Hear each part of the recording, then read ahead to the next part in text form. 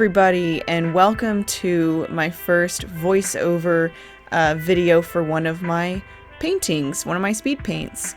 So I'm going to talk a little bit about the painting and my process of creating it, as well as some updates going on with Aquabun that I'm excited to share.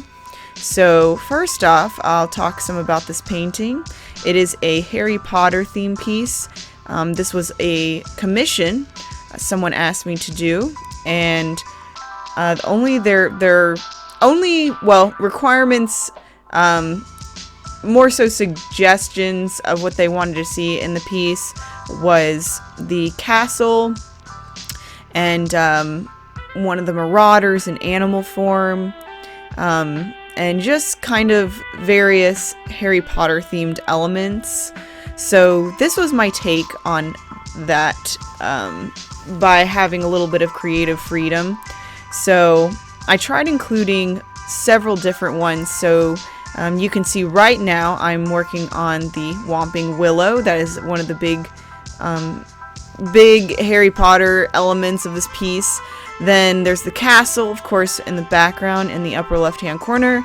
And then we have Padfoot, who is howling at the moon above the Whomping Willow, and the prongs, or the Harry Potter's Patronus, whatever you'd like to call, as well as we have some trees and rocks just below and in front of the castle. So this was definitely a challenge for me. I'm used to painting one single subject on a white blank background, and typically it's either a single person or animal, mostly animals of course, or just some simple nature drawings like some simple flowers or something along those lines. So this was definitely very challenging because it was an entire painting that with no white space. Basically, it was an entire scenery landscape sort of painting, and it was big. It was definitely bigger than also what I'm used to. I'm used to painting actually on 5x7 to 8x10 size. Even 8x10 is kind of on the large side for what I like doing. I like working on a smaller space personally, so this was very much a challenge between it working on a larger size piece of paper and how detailed it was and how many different elements were in the painting, which, you know, is of course intimidating as an artist, especially when it's a commission and someone is paying you to create this custom piece, but it is very, very good practice.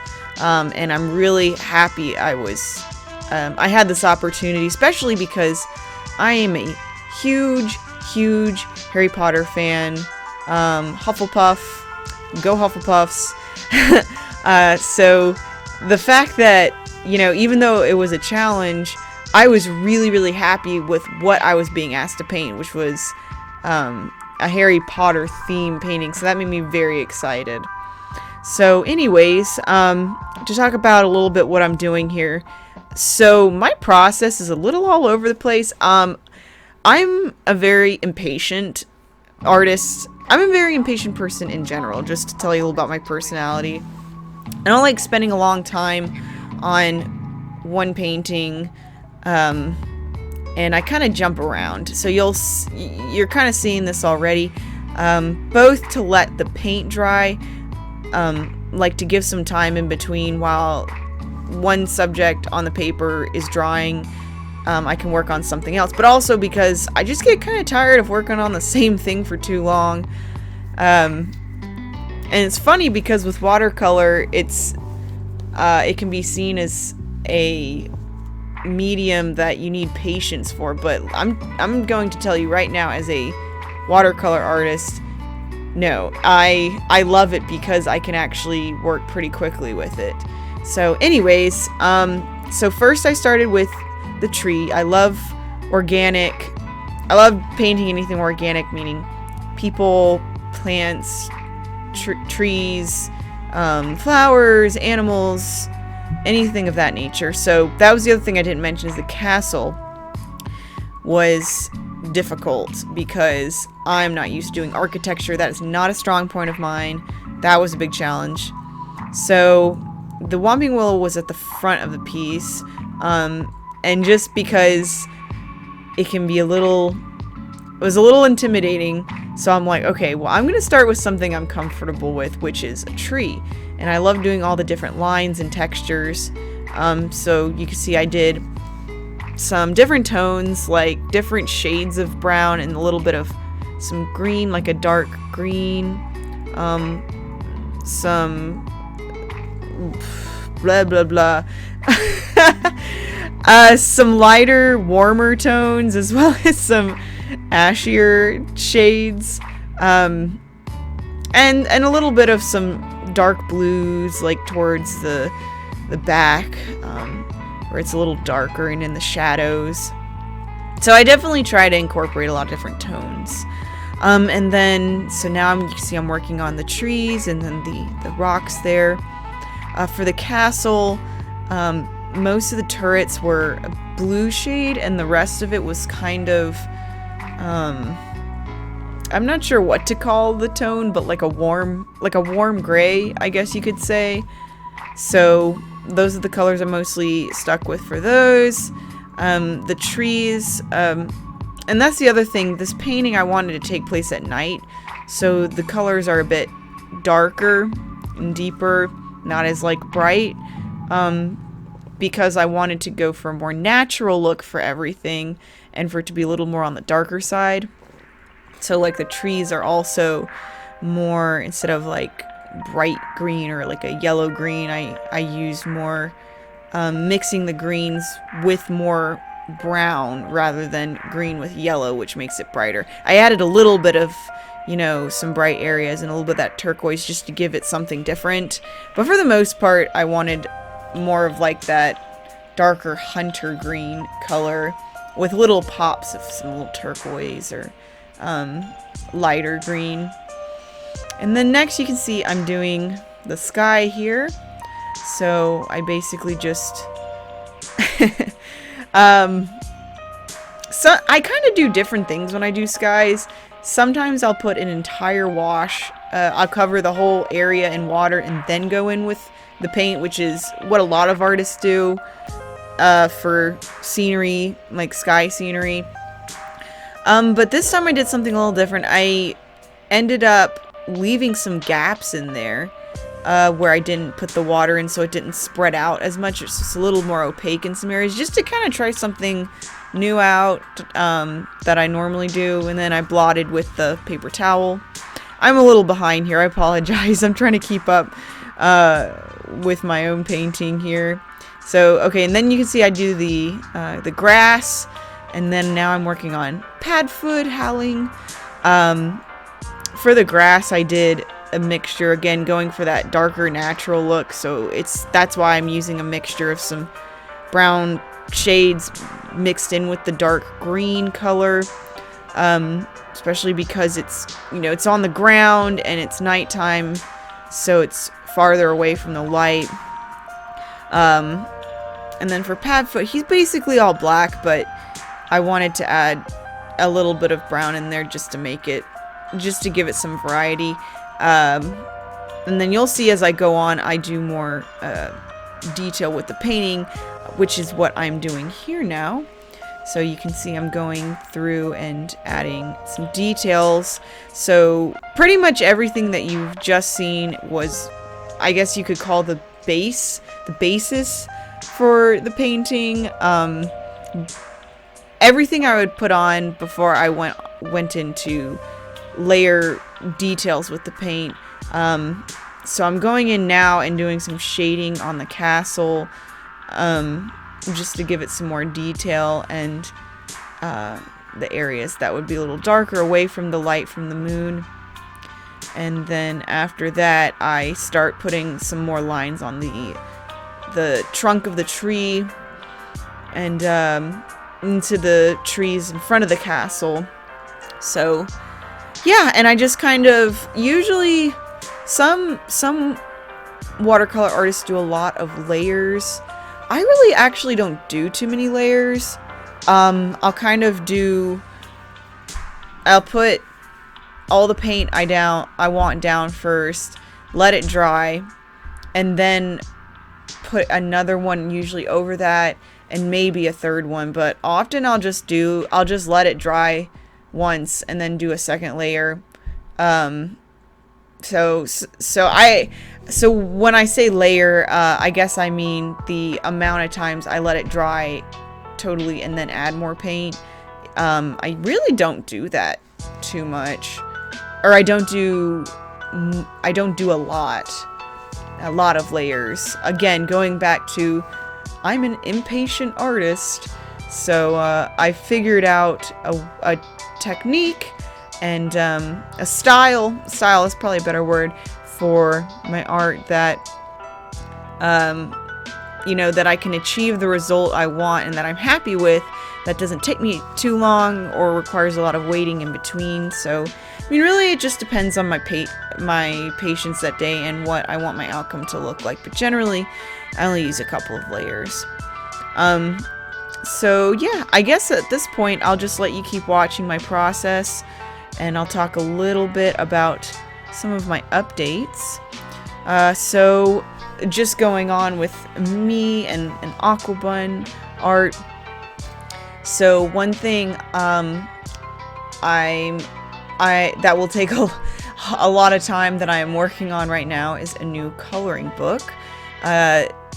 As you may have seen in some of my social media posts or in my store online, I currently have one book, a coloring book, which is my Merbuddies coloring book, which is a small one. It's my first one I've ever done, so I wanted to just do something simple and small and just very simple and just see how it went.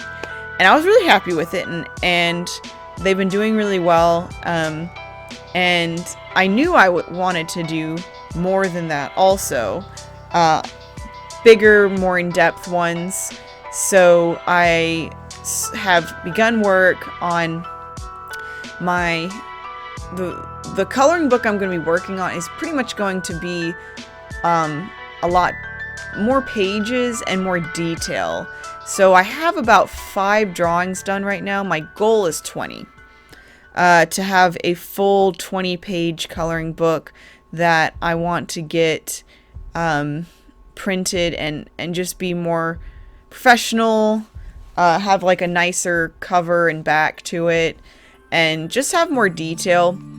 So I'll probably still make the mini ones with simpler drawings that could be more so for children, but being a creative myself, of course, and seeing how many adults are into the adult coloring books right now, I wanted to do something just on a bigger scale that had more detail to it.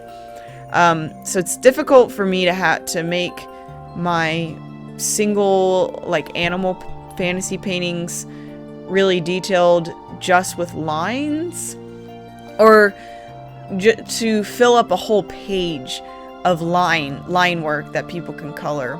So my idea was I made the theme of the book is it's going to be fantasy people with their fantasy bunny counterparts. So like a fairy with her fairy bunny, or a mermaid with her mermaid bunny in different scenes. So I'm really excited. So that's helping me think of more to do as far as line work goes. So I'm excited about that, and I've been able to work on it on my new iPad Pro, which I got for Christmas, and I'm very excited about. I've really been liking it. Definitely a learning curve compared to traditional watercolor and drawing, but the Apple Pencil and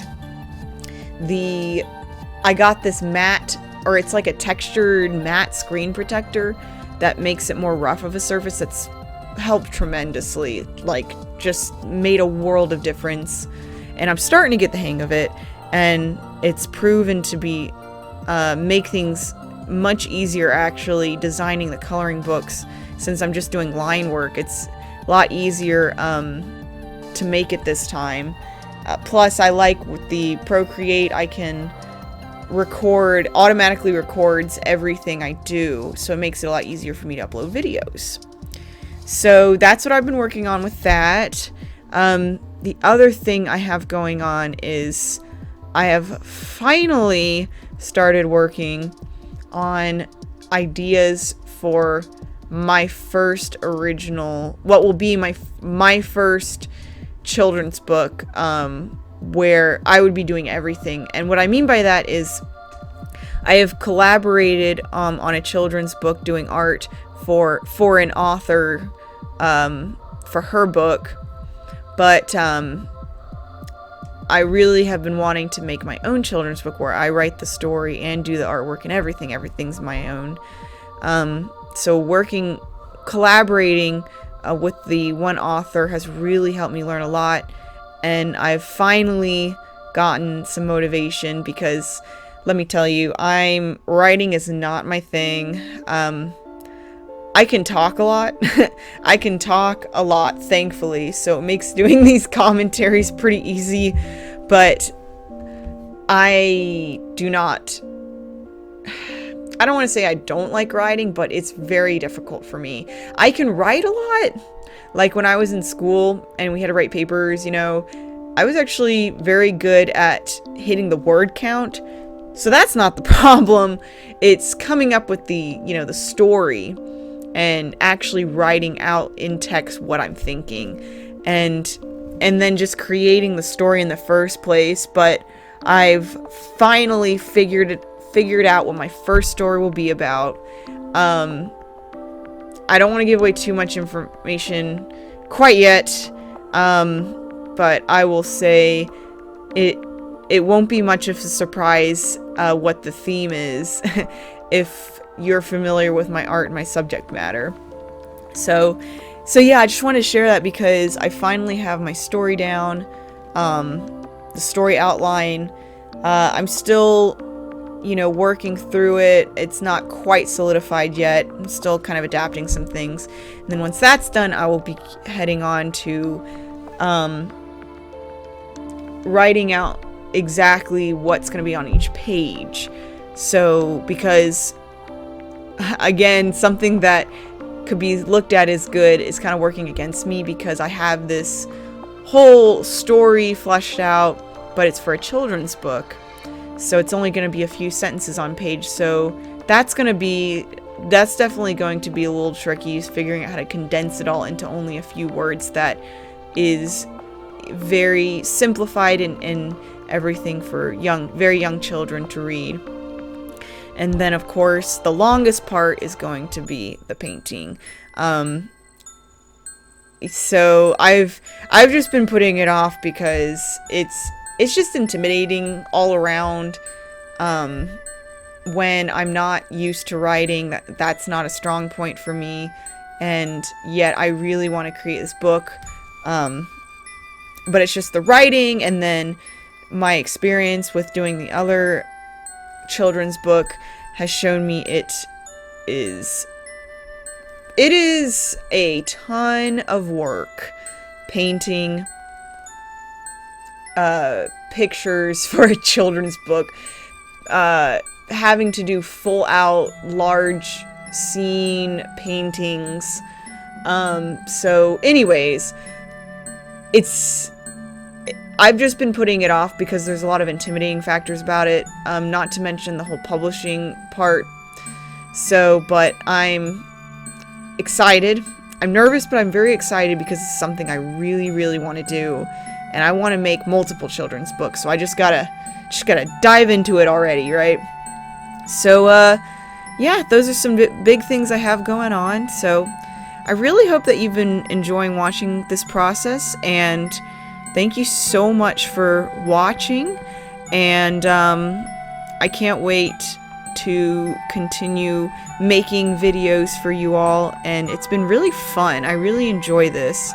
So thank you so much for watching, and don't forget to like this video if you enjoyed it, and hit the subscribe button.